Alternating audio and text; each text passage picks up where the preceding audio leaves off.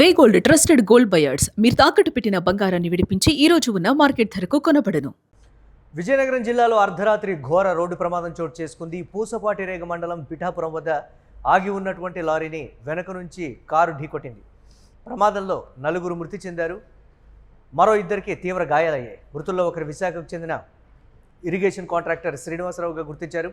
ప్రమాద సమయంలో కారు వేగం 140 కిలోమీటర్లుగా ఉంది. శ్రీకాకుళం నుంచి విశాఖ వైపు ఈ కారు వెళుతోంది.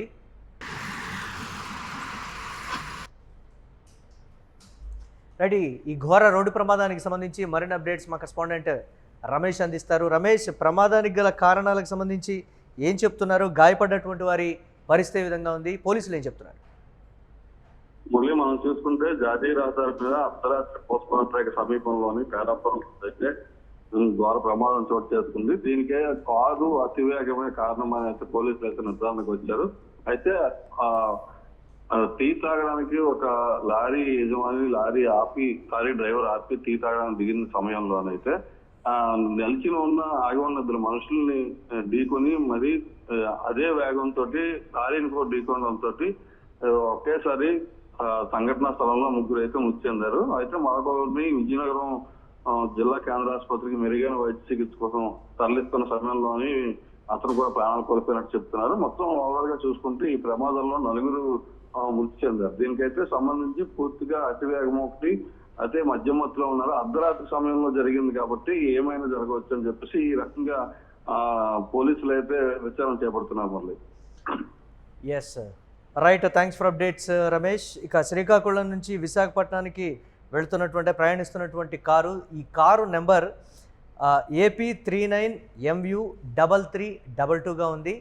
అర్ధరాత్రి పూట వారు మద్యం సేవించి కారు నడిపినట్లుగా కూడా మా ప్రతినిధి చెప్పిన దాని ప్రకారం అర్థమవుతోంది. మితిమీరినటువంటి వేగం అక్కడ ప్రధాన కారణంగా కూడా కనిపిస్తోంది. 140 కిలోమీటర్ల వేగంతో వారు వెళుతున్నారంటే ఏ స్థాయిలో ప్రమాదకర పరిస్థితులు వారు ప్రయాణిస్తున్నారో కూడా అర్థమవుతోంది. ఆగి ఉన్నటువంటి లారీని మనం యూటీవీ స్క్రీన్ మీద ఎక్స్క్లూజివ్గా చూస్తున్నాం.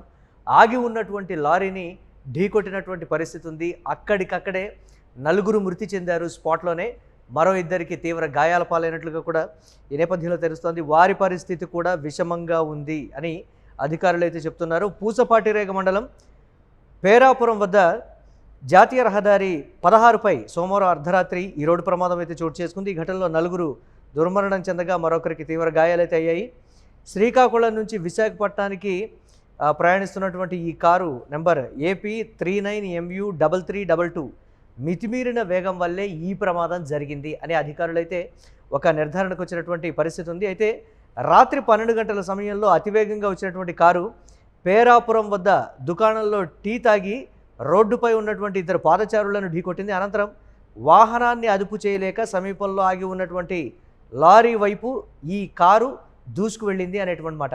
ఈ కారు ప్రమాదానికి గురి కావటానికన్నా ముందు ఒక 2 పాదచారుల్ని అక్కడ వారు రోడ్డు మీద ఆగి టీ తాగి పక్కన నిల్చున్నటువంటి వారిని ఢీకొట్టి తర్వాత అదుపు చేయలేక ఆగి ఉన్నటువంటి లారీని ఢీకొట్టినట్లుగా కూడా తెలుస్తుంది. అంటే ఈ కారు ప్రమాదానికి గురి కావడానికన్నా ముందే ఒక ప్రమాదానికి కారణమైందనేటువంటి పరిస్థితి కూడా ఉంది.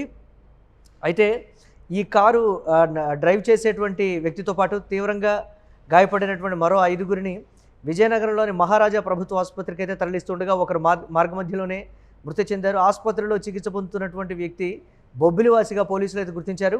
ప్రమాదంలో విశాఖకు చెందినటువంటి ఇరిగేషన్ కాంట్రాక్టర్ శ్రీనివాస్ కూడా మృతి చెందినట్లుగా భావిస్తున్నారు. కారులో ప్రయాణిస్తున్నటువంటి వారిలో అమరావతికి చెందిన ఓ న్యాయమూర్తి బంధువులు ఉన్నారని తెలిసింది. SP AR దామోదర్ ఘటనా స్థలానికి చేరుకున్నారు. CA రామకృష్ణ, SI దుర్గాప్రసాద్తో కలిసి సహాయక చర్యలు చేపట్టినట్లుగా కూడా తెలుస్తోంది.